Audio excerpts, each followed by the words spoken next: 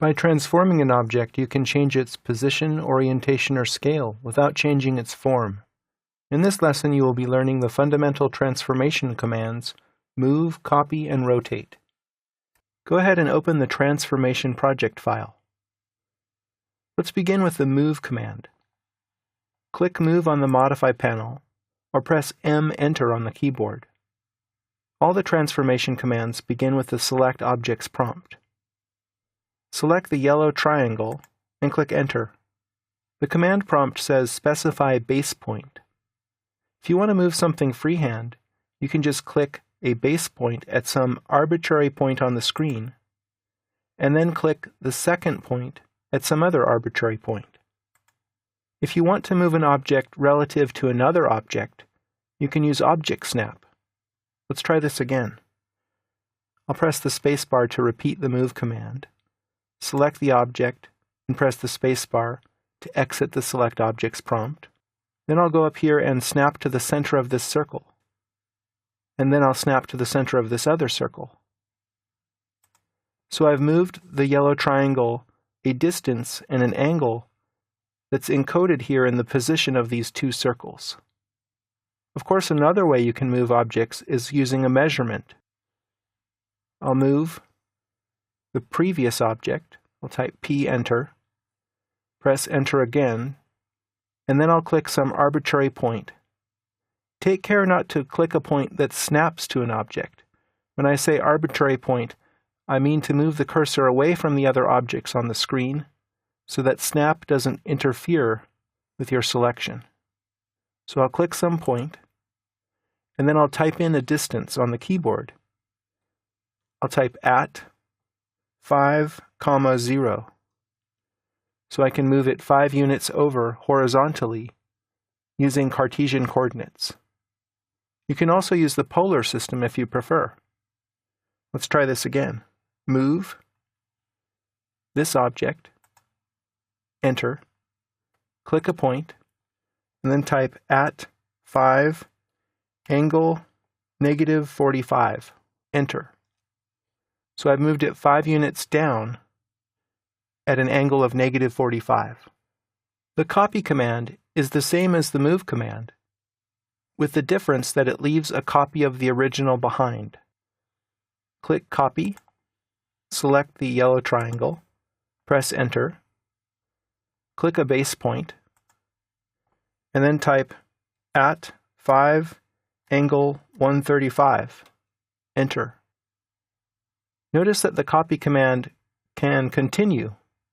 I could continue copying objects by clicking points if I wanted to copy things freehand. Or I could type in values on the keyboard if I wanted to use a measurement. Of course, you can also use drawing aids like ortho or polar modes if you want to constrain the motion along a certain vector. Or you can copy objects relative to other objects by using Object Snap. Let's try that. Press Enter, and then Enter again to repeat the copy command. I'll copy these 3 triangles, Enter, from this base point to this second point. Enter again.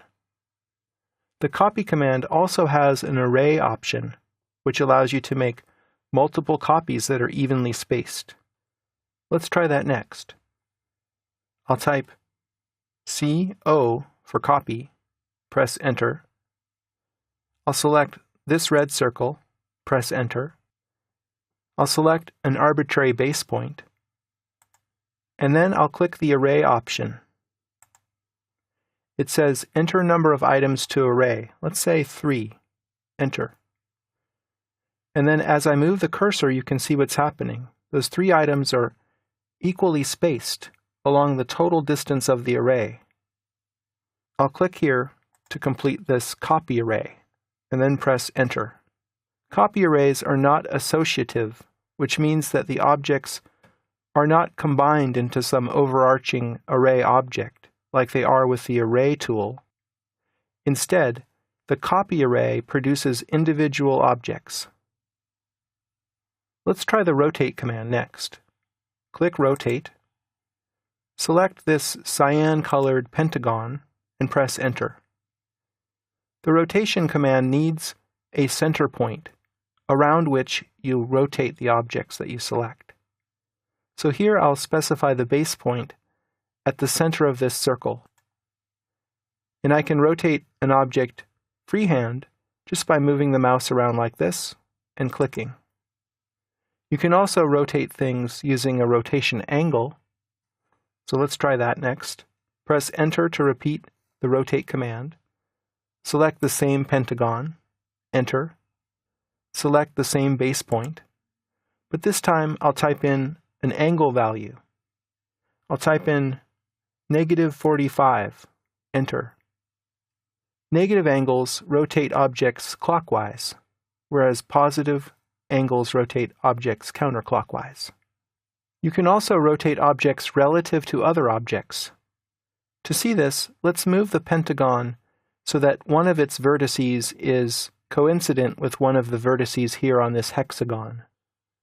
I'll move the pentagon, Enter, from this vertex to this vertex.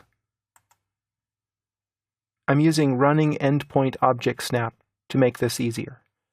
Then I'll use Rotate, select the pentagon, Enter, click this as the base point of the rotation, and I don't know the angle that I want to rotate it. Let's say I want to get it down about like that. I don't know the number, but I don't need to. I can click the reference option and then specify the reference angle interactively. Let me zoom in here so you can see this a little more closely. The reference angle will be determined by clicking these 2 points here and here. You see, now I have the pentagon attached to the rubber band, which I can move with my cursor.